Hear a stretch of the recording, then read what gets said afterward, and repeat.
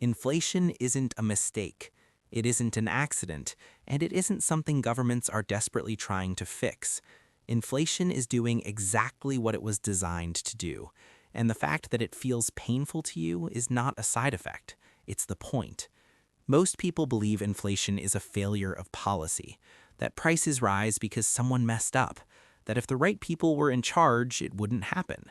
That belief is wrong, and once you see why, you won't be able to unsee it. Here's what's misunderstood. Inflation isn't a random force acting on the economy. It's a tool, a mechanism, and it solves a very specific problem that the system can't survive without. But if I explain that too early, it won't land. So instead, let's sit with the discomfort for a moment, because the confusion you feel around inflation isn't accidental either.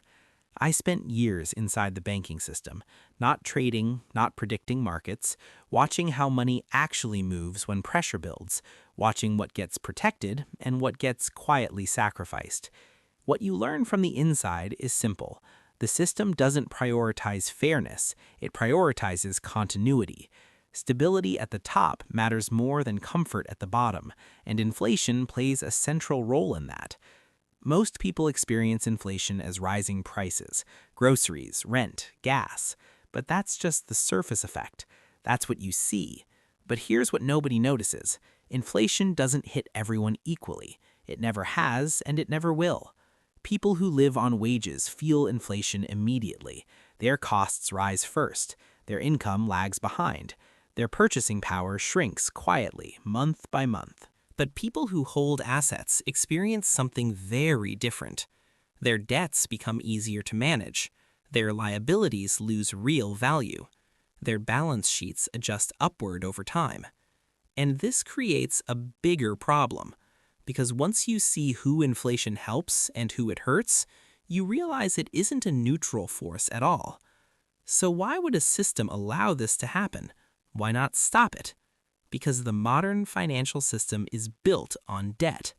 Not some debt, all debt. Every dollar in circulation exists because someone borrowed it into existence. No borrowing, no money. And debt has a weakness. Left alone, it becomes impossible to repay. Interest compounds, obligations stack, and eventually the math breaks.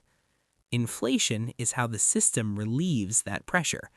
By slowly reducing the real value of money, the system makes existing debt easier to service. Not disappear, just easier to carry.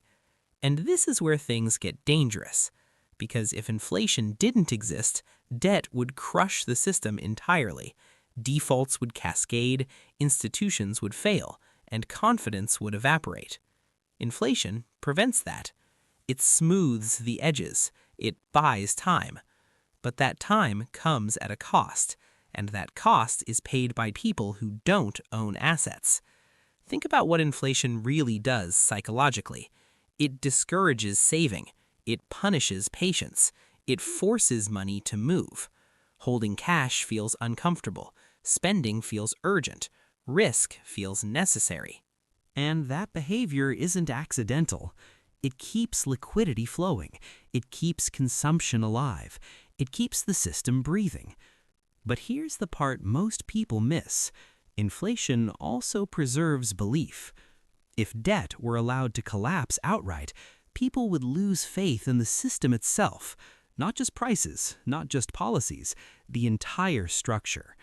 Inflation avoids that by spreading the pain quietly, gradually, in a way that's hard to pin on a single decision.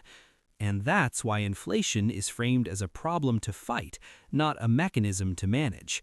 Because if people understood its true function, they'd ask uncomfortable questions, like why wages always lag behind prices, why asset owners recover faster than workers, why every crisis seems to end with more consolidation, not less. And this is where fear enters the picture. The system runs on confidence. Confidence that money tomorrow will still work. Confidence that debt will be honored. Confidence that institutions will hold. Inflation protects that confidence by making collapse less obvious, more tolerable, more abstract. But it also creates a subtle form of instability, because once people start to feel that their effort buys less each year, trust begins to erode. They don't panic all at once. They adjust behavior. They search for alternatives. They look for ways to escape the slow bleed. This is why inflationary periods always produce speculation, not because people are greedy, but because they're trying to preserve value in a system that's quietly dissolving it. And now, the core truth.